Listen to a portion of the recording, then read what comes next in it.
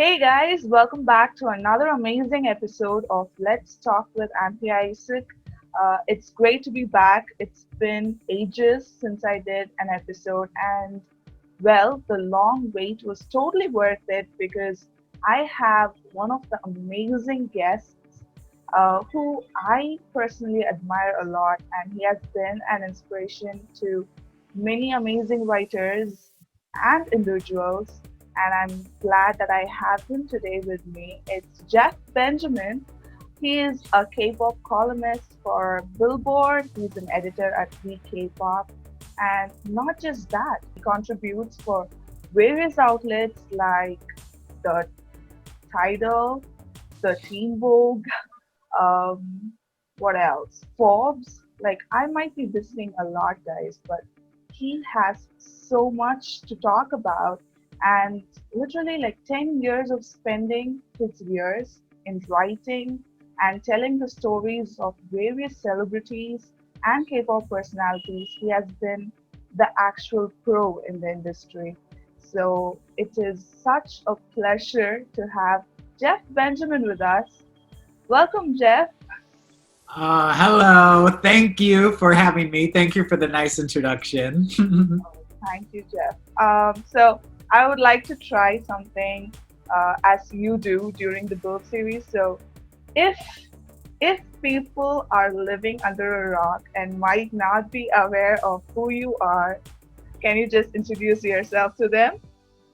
Oh, wow. You even used one of my lines. Yeah. Hi, everyone. This is Jeff Benjamin. I'm a writer here based in New York City. Like Anthea said in this nice introduction, yeah, I've been watching and writing about the K-pop space for about a decade now. And it's been really awesome, doing different various things throughout the years, probably most notably being Billboard's K-pop columnist since 2013, writing for different places like Forbes, Rolling Stone, New York Times about the subject, and trying to expand it to different areas as well, like television, working on this variety show that's on KBS in Korea called We K-pop, doing stuff on the streaming side with Tidal, the high fidelity audio streaming service, and yeah, just trying to expand and try to do new things and just kind of keep spreading the K-pop love, since I'm such a fan and such a and been watching this for so long, and it's just gonna keep getting bigger and keep getting more significant. Well, thank you so much, Jeff, for joining me. Like, I know I always tell this to you, but I'm so grateful that I know you, and you are such an inspiration to me personally as an aspiring writer, journalist. And I am kind of honored to have the good friendship with us. Like, it's been 2 years, I guess, and you have been such a wonderful contact, helping me in whatever way possible. So thank you so much for joining me today. And I'm sure that the viewers have a lot to learn from you. Like, seriously, 10 years being consistent, working hard in a different industry, totally, like another part of the world. And I think the viewers will be super excited to see what's coming out. Yes, well, thank you. And, I mean, just for the record, too, I want to say that we got in touch because you reached out just for an interview. Like, I think it was, yeah, like 3 years ago. And it was a great interview.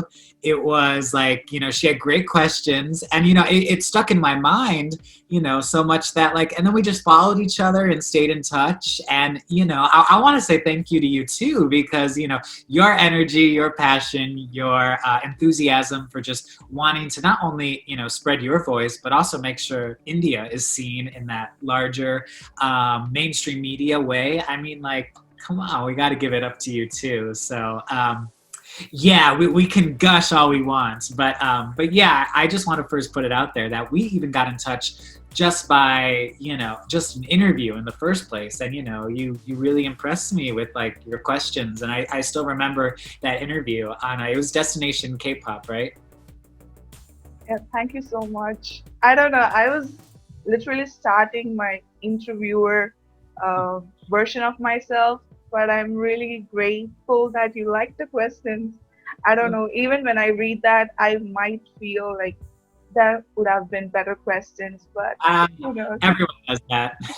Don't worry. So, like we were exchanging words about your 10 years of journey.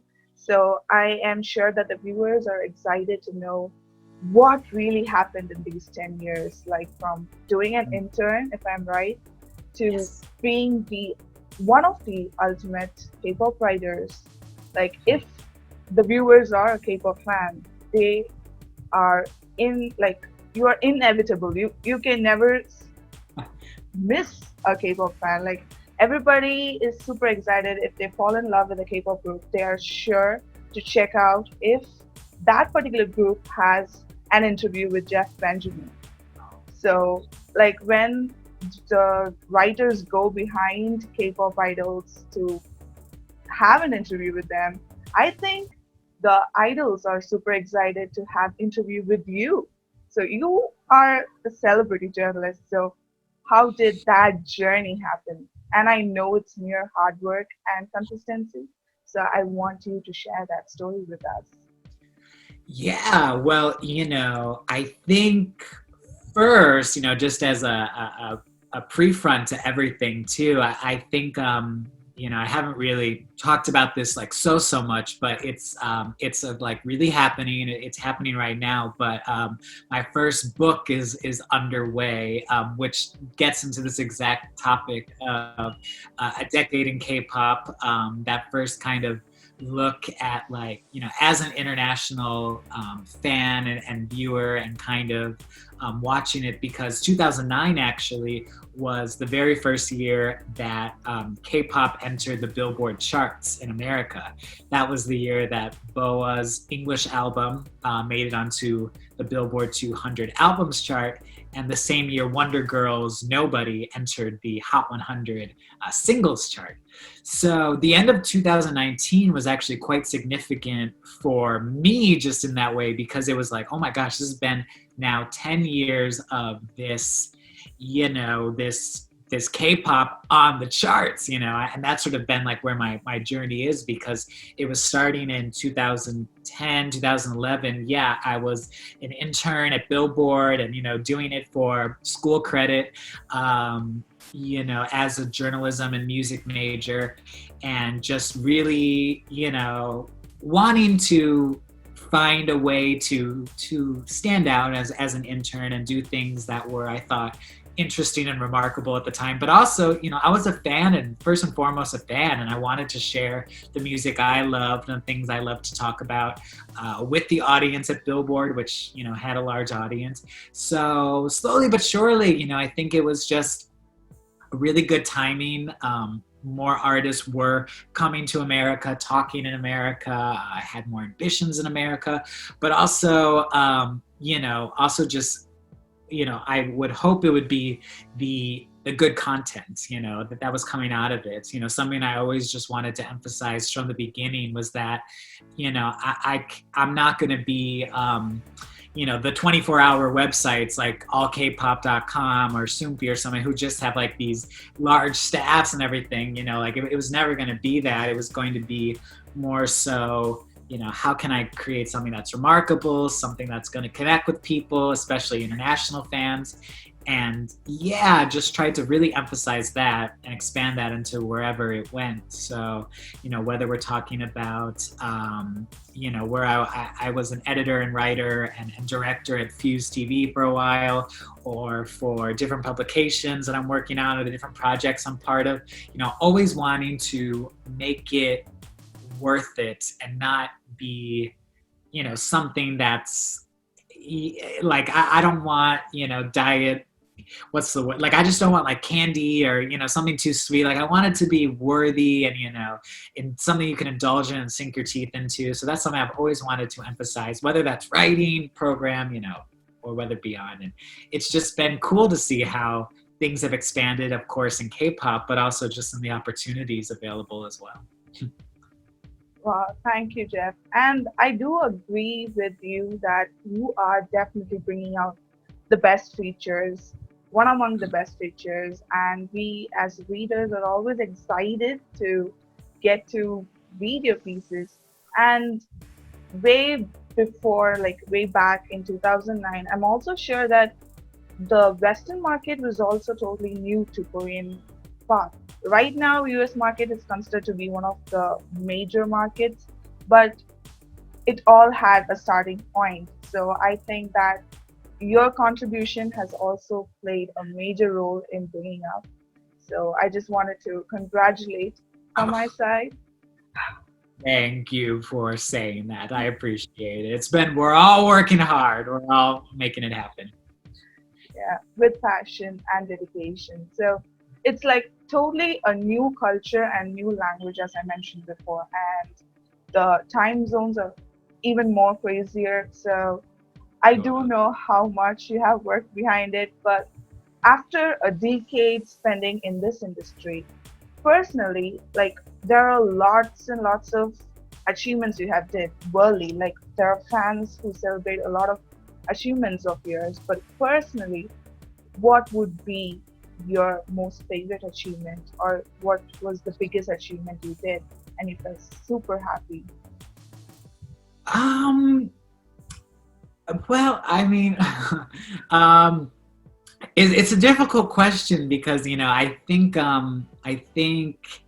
would like to believe the best is still yet to come. Like I think there's going to be just so many. I would like to hope to believe, for all of us that there's just so many opportunities and so many great things coming.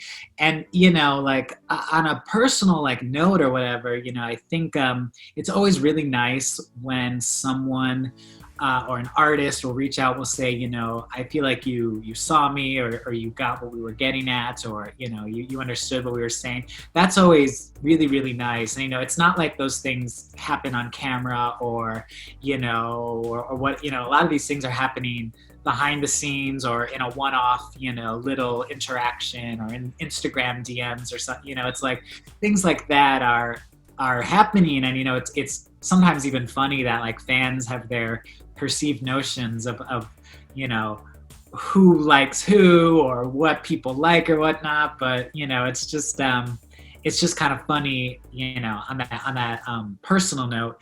But I think too, this year, not that you get into writing to get awards or anything like that, but this year I got to go to Korea in January, where I got my first award as a writer, which was given to me by a society in Korea, it's called the Korean Image Culture Association, I think. And CC, they're amazing.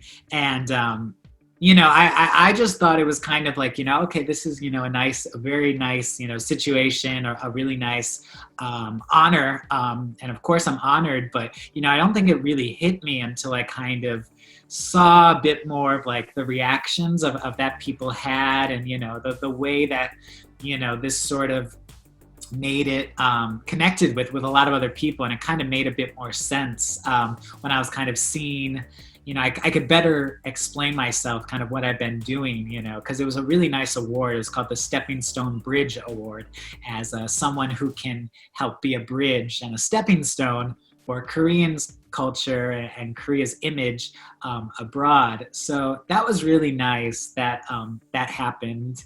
And I guess just like the writing side too, my first New York Times piece, which was in 2017, I just never worked as hard on a piece then. And I remember waking up early, going to bed late, talking with fans. It was about K-pop in Latin America. So I was talking with fans in Chile and in Spanish and English and Korean. Like there were just so many elements to it. And I was really nervous about it, like laying in bed with anxiety, worried about this piece. But it did come out. It did happen. I got it. So it wasn't even about even like that, the outlet or the prestige or whatever, but it was about like, okay, you did this. Like you wrote about in New York, you wrote about K-pop and Korean pop music in Latin America. You interviewed a Korean band, a Brazilian promoter, a Korean boy band, like you talked to an Israeli manager. There was just a lot of elements there. And so those are some things that really just stand out. Like I did expect you talking about the award because it's such a huge thing. And when I saw that happening, even I could feel the positive vibes and the energy. So it really inspired me a lot. And the award name actually titles you the best. Like you do bridge Korea and Western media perfectly, and you deserved it. Oh, thank you. I hope so. I hope so. And I'll keep doing it. Yeah. So we spoke about achievements, but these might not be achievements, but some memorable events. Like it might be, like your heart palpitation was getting higher when this interview happened, or when you went for a concert and this happened. Anything. Personally, some of your memorable experiences as a journalist. Would you like to share them? Yeah, I think there's like a couple that come to mind, and you got to read the full book to get them all, but I haven't even decided, I don't even know what that looks like yet. But I will say I remember in 2015, and this is kind of something that has been changing, and I think for the better, is that 2015 it was KCON Los Angeles, and this was Red Velvet's first overseas, or rather time in America, seeing fans there.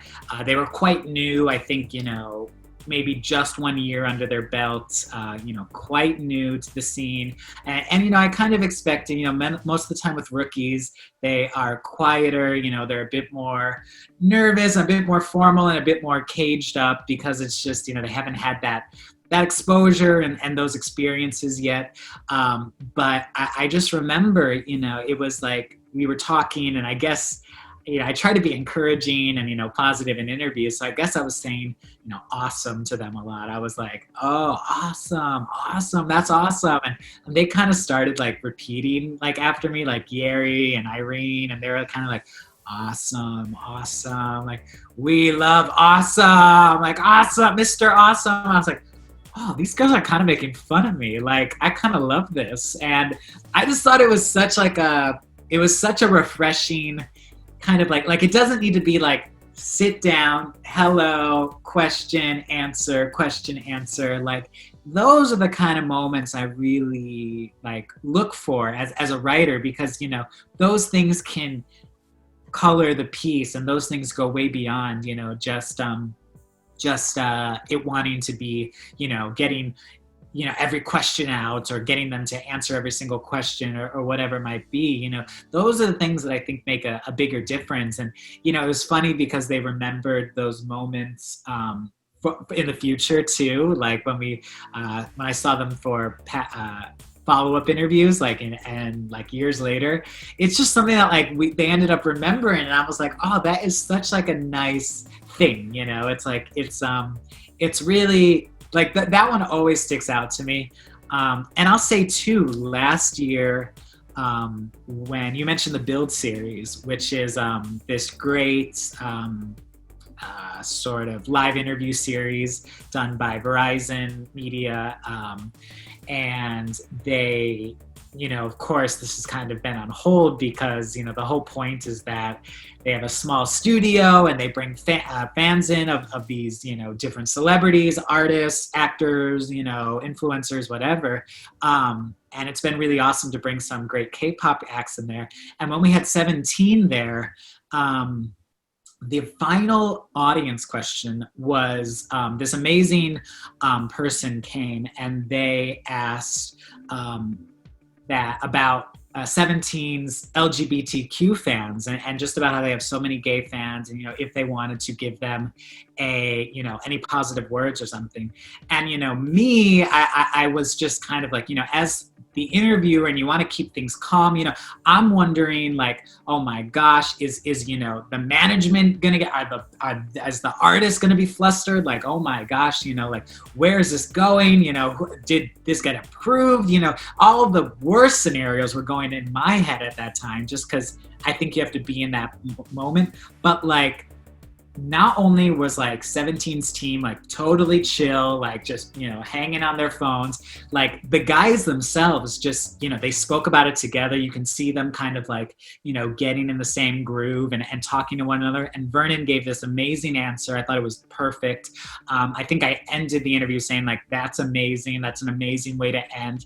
And like, it was those kind of like moments where it's unfortunate, right, that like many a times in the K-pop industry, we don't see that same, outward support for different minorities, or especially sexual minorities, and those same equal rights in that way.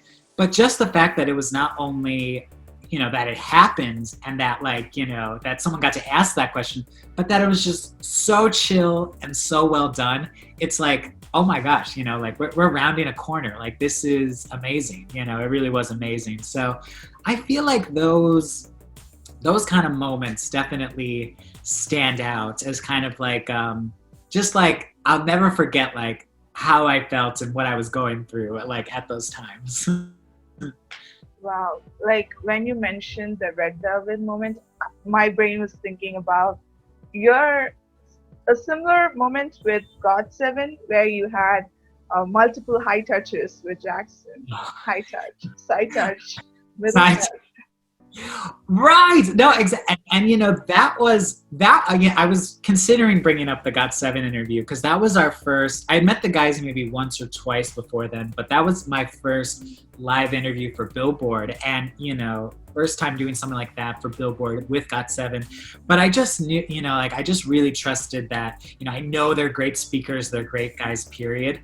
But then, and I knew they were going to be, be awesome on camera and whatnot. But yeah, Jackson kind of surprised me with like the just, how much we were doing. Because like behind the scenes, like he's so friendly, like we were, they came on Build series as well. Him and I were talking before the interview, and he had so many exciting things he was excited about at that time for the group and himself. But in particular, that interview you mentioned, I remember afterwards, Bam Bam, or there was a moment in the interview, I think I said something where, like, oh, we gotta wrap up soon. And Bam Bam said something like, oh, like, really? Or something. And I was like, yeah, man, it's been, I think we were getting like 20 minutes at that point. And he's like, oh, and, he actually came up to me afterwards. He said, by the way, like, I didn't say like, already because like I was, worried about the interview or something. Like, you just make it so natural and so comfortable for us. So that was what I was like trying to say.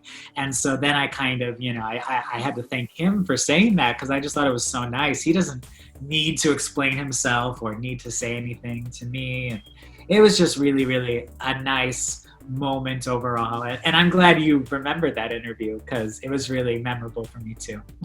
Of course, it is one of my favorite interviews. But like, I'm literally a fan of your interview style. And recently with P1 Harmony is something. Even last night, I was telling, it's like kind of early, but last night she mentioned about the P1 like P1 Harmony's interview, and she was like, I think we should watch it again. We can watch it how many times we want to. Like, it's so interesting, and the boys reacting and all that. You got proposed by Theo, and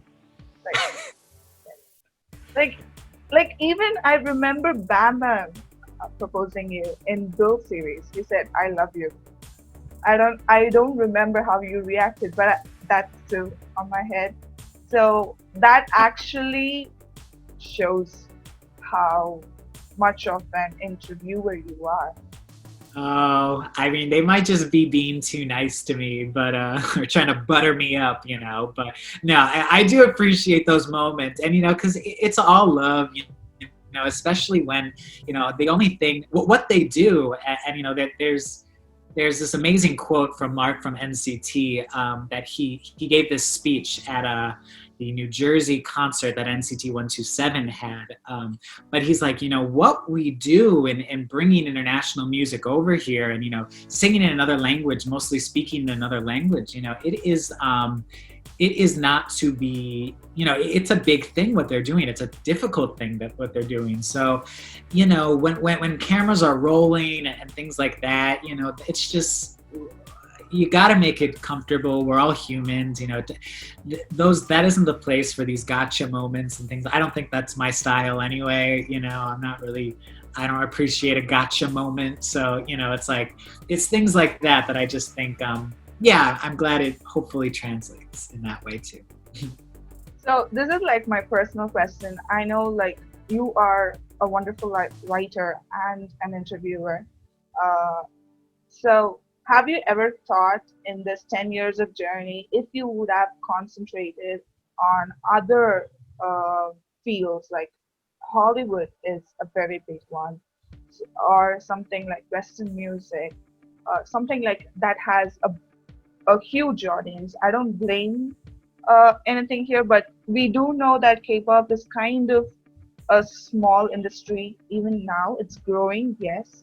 But 10 years ago, you wouldn't have seen that coming. So, have you ever thought that whatever you're investing, the time, the talents, or the energy, if you would have diverted it to another industry where there is much huger audience, it would have been better or even quicker. The time, even it wouldn't have taken a decade for you to come here. Have you ever thought about it?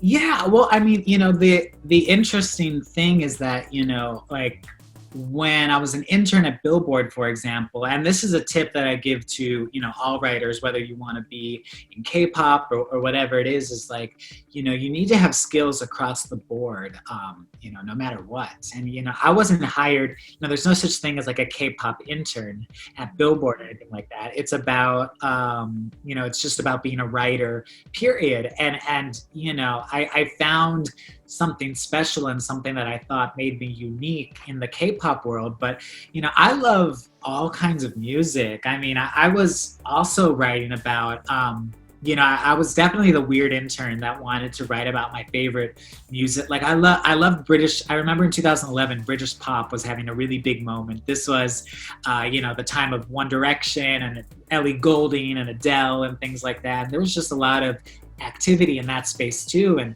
we just weren't seeing those same opportunities for like a lot of the smaller artists too. So it was things like that that I was trying to do, you know, always trying to stick up for the underdog or just something. I don't know why. I just love going for the underdog, you know. I just I think so to continue on, yeah, I mean, then when I got hired at Fuse TV, Fuse is it was a music channel in America, and I got hired as a writer and then an editor there, and eventually led the team there. But you know, I did K-pop stuff there, but I also was doing just general music, you know, hip hop, R&B, Latin, what have you.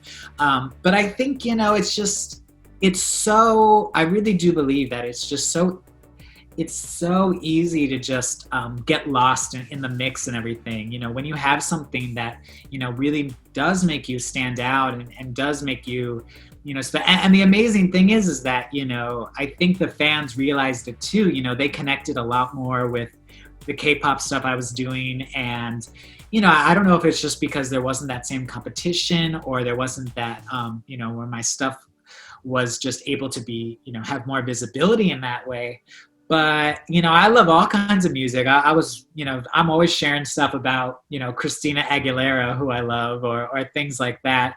You know, I think, but I think, you know, to answer your question, I guess, it could have gone, you know, many different ways, I guess. But I do think that, you know, a lot of it was good timing and a lot of it was just good opportunity. But first and foremost, you know, just being a fan and, you know, it's not even like I just did it because it was working. You know, there are a lot of other writers that were starting. There's a lot of other K-pop writers that just kind of I haven't seen in years because they just, I guess it, for whatever reason, it just, you know, they didn't continue with it. But I kept having reasons and kept seeing the numbers and kept seeing the statistics that made me want to keep doing this and had great experiences. So it could, you know, I also do believe that skills are transferable no matter what. You know, hopefully people realize that, you know, I can write about this thing, but I can also write about all kinds of things, you know. So I do think that even if you have a very specific focus, you know, it does speak to a larger way. You know, you still need to know sentence structure. You still need to know how to present yourself, you know, as an interviewer, writer, whatever it might be. These skills are, you know, definable no matter what you're writing about. So I think that's really crucial to consider when you're thinking about, yeah, like what path could it have gone and things like that. Like when you were telling, I was just thinking like how your life is also more like a testimony where a lot of speakers say that, like motivational speakers say that when you have something in your mind, you might feel lonely in the path, but if you keep doing it, you might succeed. And then people will start appreciating you. So the initial stage might look so. When I see you doing K-pop, it kind of looks similar, and I can literally see why it turned out to be very big. So, yeah, congratulations. Well, I mean, I understand. I mean, the lonely part is for sure. You know, there's definitely a lot of those moments where, you know, I mean, this is gonna sound like, you know, spoiled or whatever, but you know, you're in a hotel room by yourself, you know, and it's like, oh, it'd be really nice to, you know, have someone to share this with or something. But you know, I increasingly feel like I can share more things with more people, and it's less about, you know, being solo and things like that, but more about, you know, sharing this larger experience that we're all part of. So, like as you mentioned, you just gave a glimpse. I was actually about to ask you, like when we see Jeff Benjamin, we always see the bright, the shining, the sparkly one, the blazing Jeff Benjamin, the journalist, and all your achievements. Whenever you post about it, if people were just mere audience, they might think like, "Wow, everything is just happening for Jeff Benjamin. He's so lucky, or he's so fortunate, he's so blessed." Because like I have heard such comments, and I'm sure that you would have heard them too. But it's like it's mere hard work behind it, and only few can realize it. Uh, so were there such darker periods in your life where I'm sure that there might have been some assignments which you expected it to blow up and be an extraordinary piece or extraordinary interview, but it would have turned up the extreme other way. So, in this industry, even in human life, it happens. And with journalism industry, I think we are prone to such situations. So, how did you manage those? Yeah, no, I think it's a great question. And I think, you know, too, I think I learned pretty quick early on to how to manage expectations and how to, you know, try to understand this fan community a bit better. Because I remember I did Rolling Stone's first K-pop article. It was, you know, I was so, this was 2012. I was so excited. You know, it was the 10 K-pop acts most likely to break America. And me, I'm so excited for this. I was like, oh, this is so huge for K-pop. Like, wow, Rolling Stone is giving some love to K-pop. You know, I get to feature 10 acts. Oh my gosh, you know, I get to show 10 different artists. And I was like, and nearly all the comments, and this is when I would read comments, you know, I think there was 1,000+ comments on this article of just people ripping up like why one group should be there and why one group shouldn't be there, or these 3 groups are correct but these 7 are not, or like this writer doesn't know what he's talking about, or like how is my favorite act not here. And like it created this like intent, and people fighting with each other in the comments, and like, and me, I'm thinking, my mindset at the time was, oh my gosh, this is so great for K-pop. This is going to be, I think K-pop fans are going to love this. They're going to see some, and I did my research. I truly believe in those 10 acts still to this day. Some of them aren't around anymore, but this was 2012. But I realized like, oh dang, this is not the same. I don't think all of us are coming at it in the same way. And I think that was really, really clear to me. As things kind of progress too. And it's not a. Is it a bad thing? Not really. Is it a good thing? Not really. But it's, I think mostly, it's just kind of how the industry operates. A lot of people are very focused on their one artist, not so much like, there are definitely those multi-fans, as we know, and things like that, are very, are like a little tricky to follow it. And, I've definitely watched other writers, navigate those sort of tricky pools as well. And, it's something that I can kind of hopefully give advice to as well. But, I'm even like the more personal side of things too. I definitely had, people in my life who did not like believe in kind of what I was doing, or, people I dated who would say, stop, stop trying to make K-pop happen, or, it's not going to happen. Or, someone was like, you need to take your career seriously, why you write about this is just a fad, and I'm like, well, I like it and I'm enjoying it. So, and it's giving me opportunities right now. So, like, I don't really care what you think, like, but that's difficult when someone you supposedly love or whatever is saying those things, or someone you look up to is telling you these things. So, there's definitely those moments of doubts for sure. I think, and I always doubt myself. I mean, I wake up in the morning and I'm still doubting myself, or I'm thinking, should I, how can I write this? I don't know how to write this. I don't know what the words are.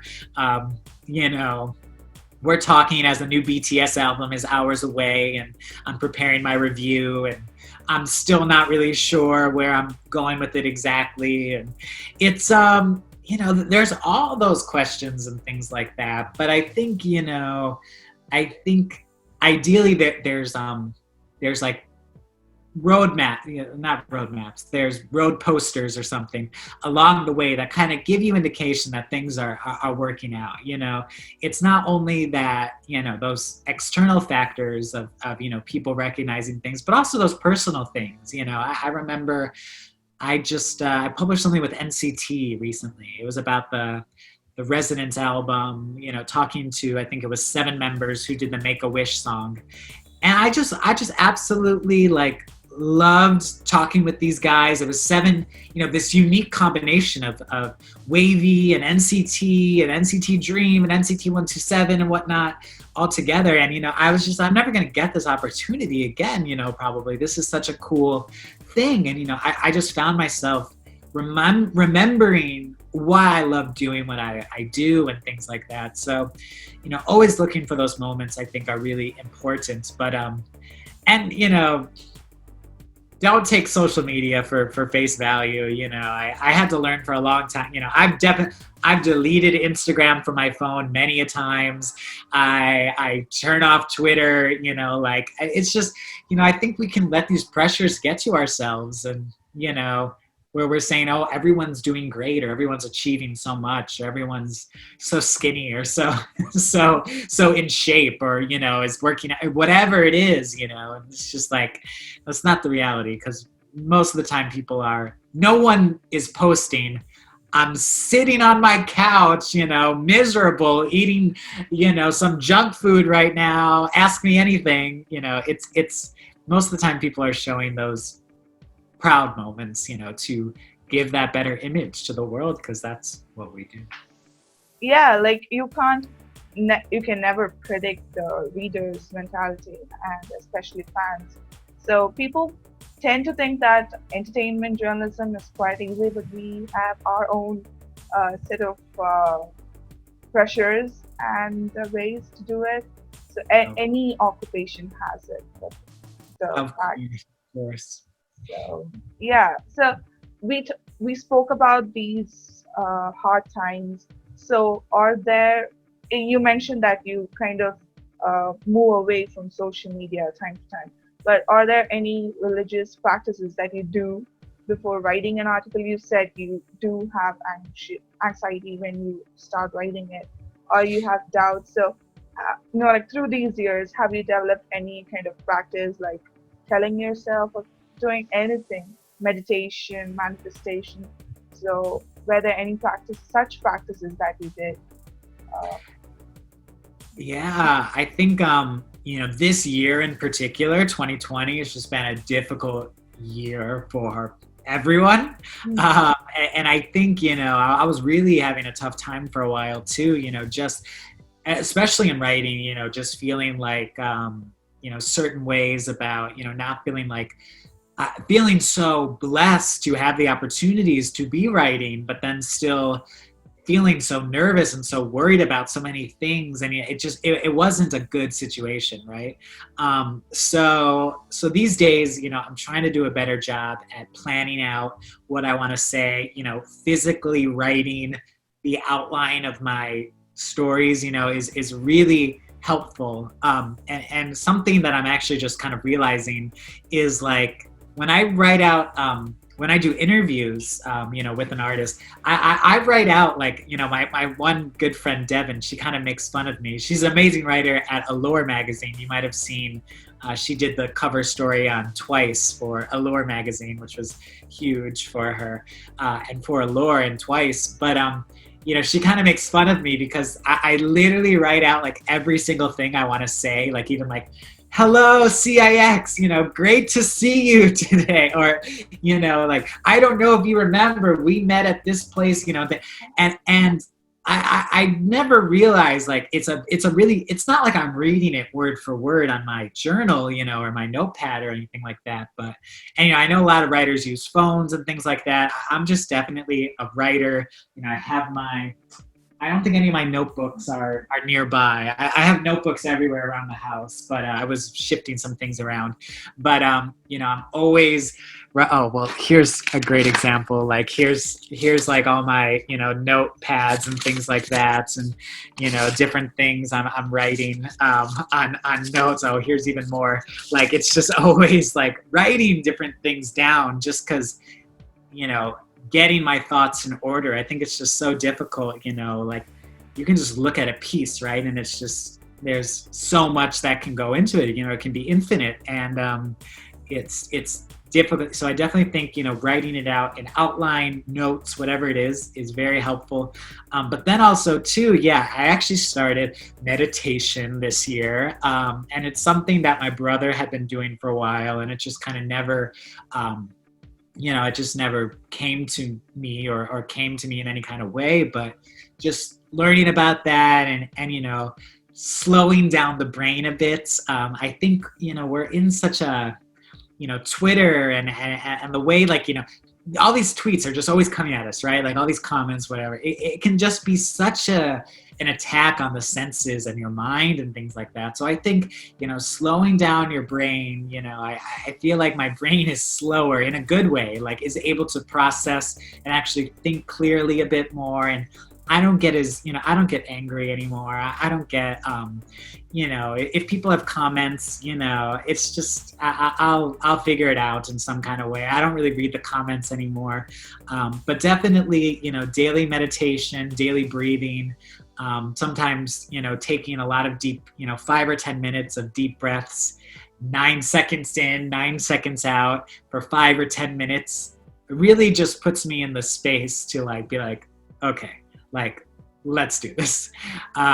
And the thing is too is that exercise was always part of that. If I was feeling anxious, it was going to a gym or something like that. But gyms have been closed for a long time, or it's just not the same experience anymore. So I think I had a lot of pent up worries and anxieties in that way. So it's nice to have these new practices and these new tools in my life, and I feel very blessed that it was difficult times, of course, but maybe I was able to learn in a different way.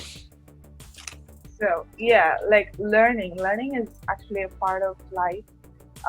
So I just wanted to ask you, is there any lesson that you learned as a journalist through these years, 10 years, personally or professionally, near experience? Because it's like 10 years and I really wanted to emphasize on that. So something that you learned through experience, could you share that? I mean, yeah, there's definitely a lot of like lessons, right? And I want to put like, I think of course, we're more conditioned to bring up like, the negative things, like you can't trust everyone, and not everyone has like, your best interests for you, despite where you might be coming from, or but I think the positive spin on that is more so like protect and take ownership of the things that make you you and make you special. I think people will, especially people who aren't as developed or incompetent in their skills, they will try to prey and kind of take advantage of things that they see you doing, or try to bring you down in that way. And kind of the thing that I think might be like one of the biggest lessons is just take ownership, take pride in just what you've been able to do, and what you represent in yourself. Because even if people are trying to bring that down or whatever it might be, as long as you stay true to you, they can say whatever they want. They can write whatever story they want in their heads, or they can consider anything you want, as long as you know that you're staying true to who you are and what you've done, and truly own the things that you've done. And it's okay to make mistakes, of course, but like if you do it in a spirit of learning and a spirit of growing, I can only hope that it's going to work out in sort of a larger way in that way. So don't let if someone does something or someone says something or whatever kind of deter you in one way or another. I feel like in our personal conversations, even, Anthea, like, you sometimes ask, oh, why wouldn't, this company get back to me? Is it because of X, Y, and Z? And I'm like, okay, hold on. You like, don't write those stories, like, let's just, we don't know what's going on in their worlds or their lives, or, for all we know, it's just craziness, over there. And that's something I learned too, is that these things kind of work themselves out. I don't need to go fight anyone anymore. I don't need to go, I don't need to prove myself to some random Twitter user who's just been trolling me, for months on end, or even other writers. This happens too. I've just kind of realized, like, something recently happened where like I was just kind of shocked at what I heard about another writer and what they were saying to me and things like that, saying about me rather, to other people that we all know. And I was just like, that's not me. I don't even know where that comes from on their side, but I can't really help that. And all I can do is just be my best to this person who's telling me these things, saying that, we trust you, we don't know where this came from. It was actually quite awkward that this person was saying these things. And, that's the thing, is that I had to remember, like, I know what I stand for, and I know, what I've shown to these contacts and these people. And hopefully, the work speaks for itself. 10 years is, a great achievement, but, it's like these things, I would hope, speak for themselves and speak to just kind of a larger message, rather than me getting so worried about one person or one situation or one article or whatever it might be. There's still a larger thing. And I know we love this kind of like, everyone loves these like, takedowns, and people love, these threads of why so and so is canceled or whatnot. But it's just like, I don't know, people gotta make their own decisions, and I encourage everyone to look at the larger picture and, just kind of see, make those decisions for themselves. Wow, like like many might think that you're living your best, but your stories did give us like the actual reality of life. Like everything, you have to struggle for it and do it. And with passion, it can be a cushioning for your hard work.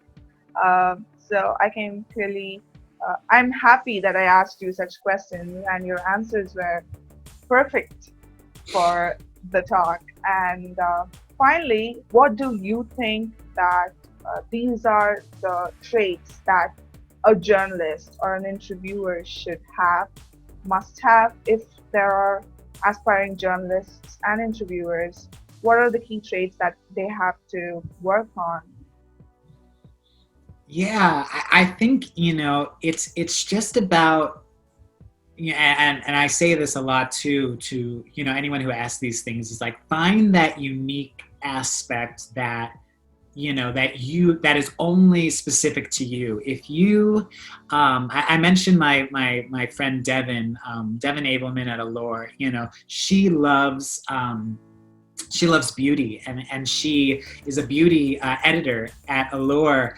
But what she's been able to do, and I think the reason she's done so well, is because she took her love of K-pop, but also combined her expertise and her view with beauty, and created this sort of like new lane for herself. And no one's really doing what she's doing. And I really encourage, and the thing is too, is that I would like to believe the reason why hopefully people have enjoyed my stuff, and artists, whoever might enjoy it, is because I saw all the things that I loved from my pop stars, in America. I loved the in-depth interviews. I loved learning about them as people.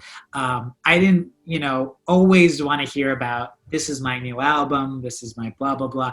I wanted to hear about your experiences and people, and get those human elements in. And I remember, my favorite interviews, whether it was on camera or in a magazine, I remember those human touches in it. And I just, I remember notes about the hotel, or what they were eating, or what they were drinking, or, things like that, or the way they smiled, or the way they, things like that was always something that I really wanted to bring to K-pop, that I just wasn't seeing on the international side. And I really wanted to make that like my thing. And so I just totally encourage everyone to find that thing that makes you you. And it can be something that is like, that you specifically like, were you that kid on the playground who always talked about, what certain people, what color t-shirt, your friends were wearing, or something like that. And do you have like an interest in fashion, or what colors mean, or, this is a very random example, but, things like that, because I truly believe there's so much content out there. There's so many things vying for our attention. It's not about being as general as possible and saying, this is just for everyone. But I think we find ourselves, and we find, those true, we find our followings, and we find the things that make us special by honoring those more specific points, and those more specific like niches, and those specific things, because I think there's just such an opportunity to find people who are like you, and to expand that, and for people to see something fresh and something different, is refreshing, because there's only so many times an artist can talk about their new album, and introduce their new album. So I hope that, as things keep growing too, that I'll keep finding, unique things that I want to do. I feel like I can hopefully get more unique, and do more things that can represent me as Jeff Benjamin, the writer, or the whatever.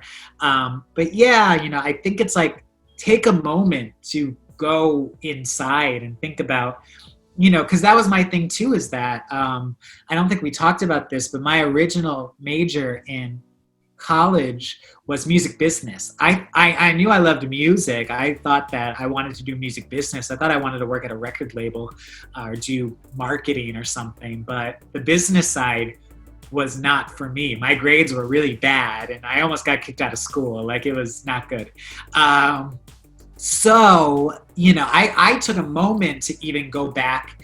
And, I remember even telling my dad, like, Dad, I think I want to switch to, music and journalism. And he's like, honestly, like, what do you do like all night when you're like at home? You stay up late listening to music, you're writing on blogs, you're like typing to people, this is what you do already. I can't imagine that this is not going to work out well because this is what you do already, So I think it's like, going back to like, and these were the things I was doing as a kid, this was like, on the blogs, on the forums, on, downloading sketchy songs just because I heard it was good, or, these are things I was doing as a child.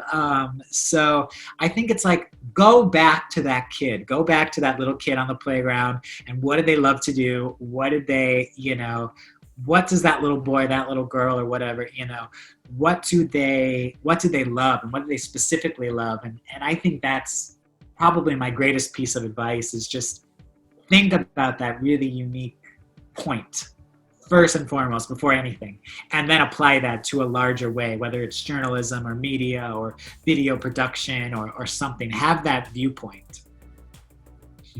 Oh, you just gave a full thing. Like, I asked you about trades, but you also gave the advice for the aspiring journalists. So thank you so much. So what about others? Like, normally viewers who are aspiring something, dreaming big, I just want you to spread some words of encouragement who have been dreaming, who are aspiring, working hard every day.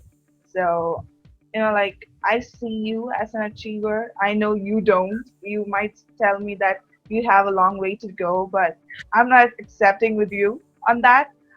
So, like, would you like to give some words for our viewers?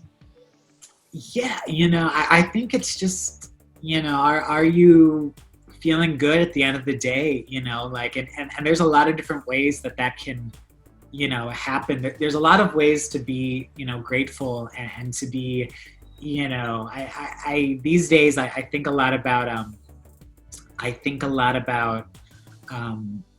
nice things that were nice things, not only nice things that happened to me, but also nice things that I did for someone else, because it's not about, we don't live in a bubble, we're all interconnected in that way.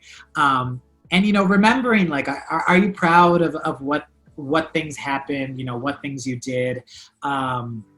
It's like the little things and that, and you can be proud of what you've done in your career or that you even accomplished a task. Many a times I'm just proud that I finished a story, and it's like, okay, you did it, like, let's, on to the next. You can have a cookie now, I have a lot of cookies at home, but you can also, be proud but keep on moving, don't get static. I think kind of the worst thing is, when we can kind of just be a bit too, I just always say, like, I just never want to be satisfied. I want to keep going to that next level. And, I feel like I'm giving like the, Jeff Benjamin pep talk right now, but it's like, I just truly believe, it's not about what you've done or, of course, be proud. And, sometimes you do need to take, it's nice to have these talks because we can have these moments where you can kind of reflect back and say, okay, it was cool that I did that, or it was cool to get recognized like that.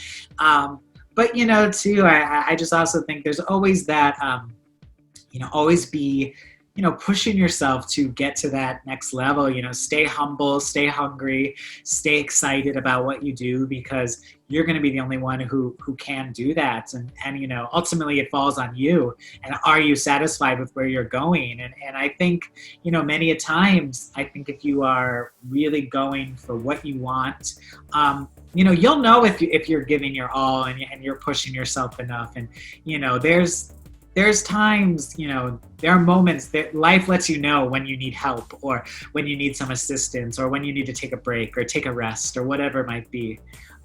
So, I think it's like, when you take those moments, just look back, whether it's at the end of the day, the top of the day, take survey of where you are, and, are you feeling good about where things are? And if not, why not? And if you are, amazing. What's next? It's like, it's always things like that. It's like, just, I just always encourage people not to get static. Well, thank you so much, Jeff. I'm really glad that I invited you for this interview in particular. I mean it. Rather than talking to you about K-pop, like we did an interview related to K-pop. I think this is even more personal, and I'm really glad that I invited you for Let's Talk with Anthea Isaac, where we got to know more of, rather than the journalist Jeff Benjamin, we got to know the striving, the hardworking, and the human Jeff Benjamin. So I don't even have any makeup on. No, I'm not wearing them too. It's early morning, so yeah, it's all realism. Are all real this time. Yeah. So thank you so much. So finally, I know most of the viewers right now would definitely be K-popers because, of course, it's Jeff, and they would be super excited to know what it is. But for my viewers, do you like to give your social media accounts and where to follow you and your work so that they can check them out? Yeah, I mean, definitely. I think on most platforms, I'm on, I love Twitter and Instagram and TikTok and Facebook. On those first three, I'm Jeff __ Benjamin, 2 underscores for my double life. This secret life that we're uncovering now in Let's Talk with Anthea. She's uncovering my double life. But it's, I just love, and I think there's going to be more ways for us to hopefully connect in the future too. I think there's some good things in the works where hopefully we'll all just be able to connect more and talk more and just be a little bit more personal. And, I kind of revealed my secret that I delete social media a lot, or at least I don't delete it. It's just gone off my phone because sometimes it's just stressful and I need to cut Instagram out for a little bit, or I need to cut Twitter out for a little bit. But I'll never be gone. I'll always be there. It's just sometimes I might just need a little break. But yeah, those are the best way. And I'm very accessible. My website, jeffbenjaminwrites.com. It has my contact information. I think whether it's a DM or whether it's an email or things like that, I really try my best to get back to people. And sometimes it's just not always possible, which I apologize for. But it's I really do try my best to be accessible and help out people when I can help them out. So, and I hope this conversation was helpful. Yeah, definitely. So I didn't know you had a website, so even I have to check it out. Oh, it's not that impressive, but in terms of websites, there might be some good news there as well coming soon. Oh, 2020, man, we're changing. Everything's happening. We have a lot of TMI in this interview. Yeah, you're getting a lot of good juicy things. So thank you, Jeff. And to the viewers, I can assure you that he's super approachable, he's super friendly, and that's exactly why this interview is happening. From being like a favorite K-pop journalist who interviewed my favorite artists to being an inspiration for my journalism side, and to being my very good well-wisher and friend. I'm really grateful for the journey we had through the years.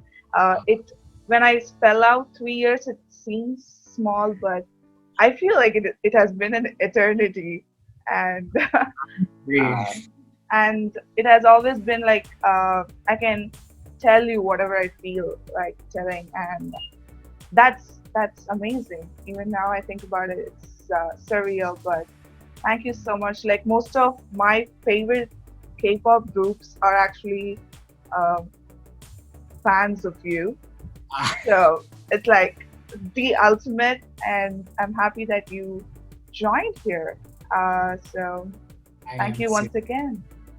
Thank you. And, thank you for, everything you do as well. I hope you enjoyed and can feel energized from our talks as well. Yes. Yeah.